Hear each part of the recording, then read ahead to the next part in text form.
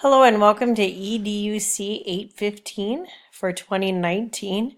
My name is Jenny Hill and today I do have a cold, so I do apologize for my voice, but I want to welcome you to this class and introduce myself. I am an alum of the program that you're currently in. I graduated in 2016. For my day job, I work as an elementary school library media specialist in the St. Michael Albertville School District, and I'm also one of our building's tech integration specialists. At Bethel, I serve as a dissertation advisor and reader.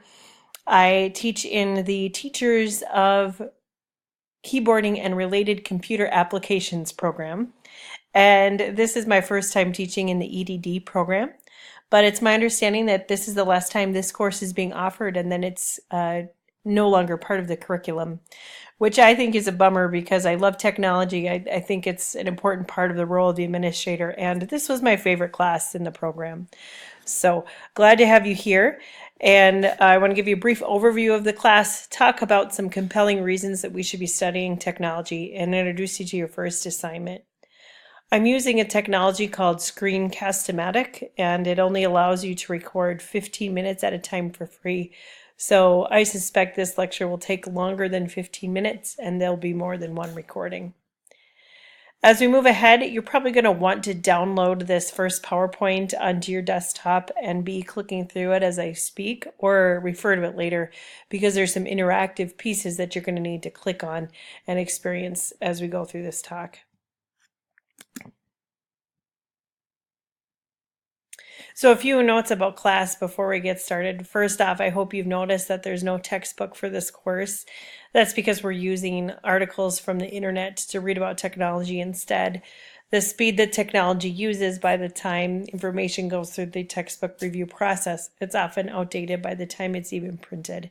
And so that's one big reason for no textbook for this course. As you go through the modules, you're going to find a resource folder in each module, and you'll find articles you can read there. Dr. Mike Lindstrom, who used to teach this class, just recently went through and pulled a bunch of new resources just for this class. So I think you'll find that the resources are up to date. And then finally, there'll be activities for each week. There'll be discussion questions for each week and activities. The one thing I want to say about that is you feel free to work ahead and manage your time accordingly. Please note that on week 4, there's a Skype activity in which you're being asked to Skype with the professor. You can do that any time before week 4, after week 4, or schedule it on week 4 to happen at a different date in class so that we can accommodate your schedules. With that being said, we now want to talk about compelling reasons to promote the integration of technologies in schools. That's our topic for this first week of class. So first of all, defining technology, that in itself can be challenging. This first definition here from Standards of Technology Literacy say that the diverse collection of processes of knowledge that people use to extend human abilities. That might seem kind of broad, but what I think we're trying to hint at there is that sometimes when people hear or see the word technology, the thing they think about might be a Chromebook, a computer, an iPad, and we want to focus more on how we're actually using that technology to extend human abilities. So that leads us to our next definition of educational technology, the study and ethical practice of facilitating learning and improving performance by creating, using, and managing appropriate technological processes and resources. I think the managing piece is important for you as administrators because you're definitely using technology in the administration of your schools, whether it's student data or you're working on purchasing technology and need to decide how that's being managed, but that's definitely a part of your role. So there's 4 good reasons, and there may be more, why we should be studying technology. And the first one kind of pulls these first 2 bullet points together, but are we using technology in teaching and learning as part of a tool, or are we using teaching and learning to learn about technology in the ways that it helps us to extend our learning experiences?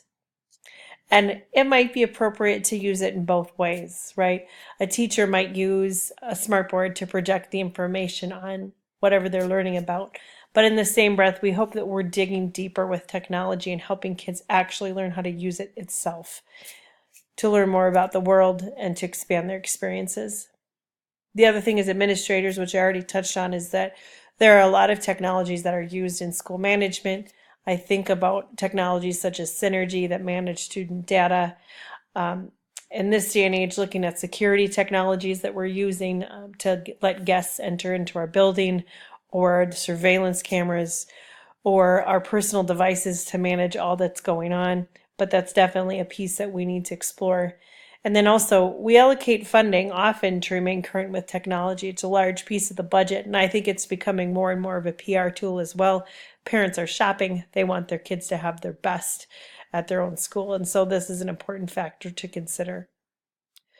In looking back, well over a decade ago, Time Magazine interviewed Bill Gates, and even though this is 11 years old or 12 years old, I think that it's relevant in our conversation today. So the question was, education is a big focus for you. So is there better learning through technology? In other words, how is technology impacting education? And what Bill Gates said is that it's important to be humble when we talk about education, because TV was going to change education, and videotape was going to change it, and computer-based instruction was going to change it. But until the internet exploded 10 years ago, technology hadn't really made a dent in education at all. Learning is mostly about creating a context for motivation. Well, that's really powerful, but I think that it's true, that it's really the motivation that's going to get kids and students and teachers moving. And if technology helps us do it, then it's going to improve the education process. If technology doesn't help us do it, then we need to find the tool that does. Further, Jobs and Gates had a conversation together in the summer of 2011, and here's what they said. They agreed that computers had so far made surprisingly little impact on school, far less than on other realms of society such as media and medicine and law. Jobs said one of his next goals was to disrupt the textbook industry by creating free digital textbooks for the iPad, which I believe that happened after his death. The thing I wonder about here is, yes, schools are slower adopters, but I wonder if it has something to do with our clientele. Of course, we're working with children and we need to be mindful of their privacy, etc. And that may be part of the reason that we haven't moved as fast as the private sector. But I definitely see some inroads for electronic textbooks and the use of the iPad. Speaking of how we use technology, this is where you're going to need to open up that PowerPoint. But I want you to be thinking about this. When learning a new concept, which would be your preferred learning approach? Would it be curled up with a good book, watching a PowerPoint presentation, discussing that topic with a group, or seeking information through the web? So on the actual PowerPoint itself, not this screencast, I want you to click on that link and you're going to be taken to a Google Doc where you're going to register your answer. The point is that you may have a preferred mode of learning, but it might be different than your students. And so it's good for you to reflect on how it is you like to learn, and then reflect on how your students like to learn, and see if you can find a match. You might want to pause the recording at this time, take care of that Google form, and then come back. Part of the reason that we took a look at your preferred mode of learning information is because technology can be a methodology. So we know that the digital brain learns differently than ours does, and this comic's kind of funny. You weren't downloaded, you were born.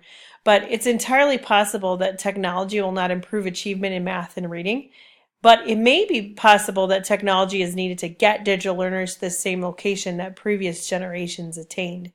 Again, if they're motivated and interested because of the use of tech integration, that may be what hooks them and draws them in ways that a printed text may not. And just being aware of that itself may be an important key to improving the achievement gap.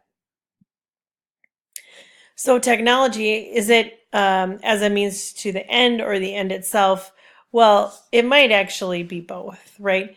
The course will focus on how technology as a way to teach, learn, and manage education systems, as well as content that needs to be taught to our students. So we want to teach students how to use technology well, and we as practitioners want to be in turn using it well to best serve our schools. Okay, Speaking of using technology, there are different ways that we can measure whether or not technology has actually been successful in our schools or not. And the first way and most commonly used way is number one, there are students with technology show achievement gains over students not using technology. So looking at increased productivity, I think a lot of the research has been looking at answering that question. Number two, we have the achievement of students today at least equals that of previous generations.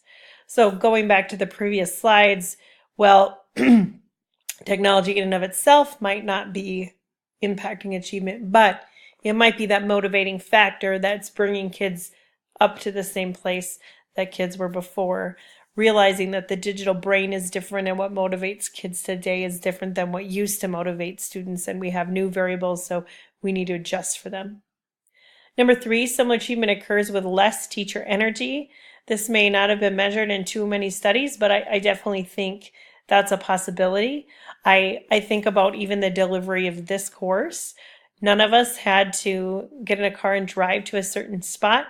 We were able to use technology at our own pace and at our own time that works for us. You can rewind this recording or speed it up, and there's less energy involved because it's more efficient.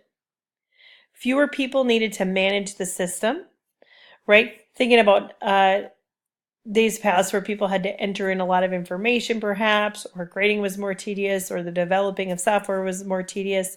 I think about Google Classroom, where you can put in a Google Doc and disseminate it to your whole class in a snap.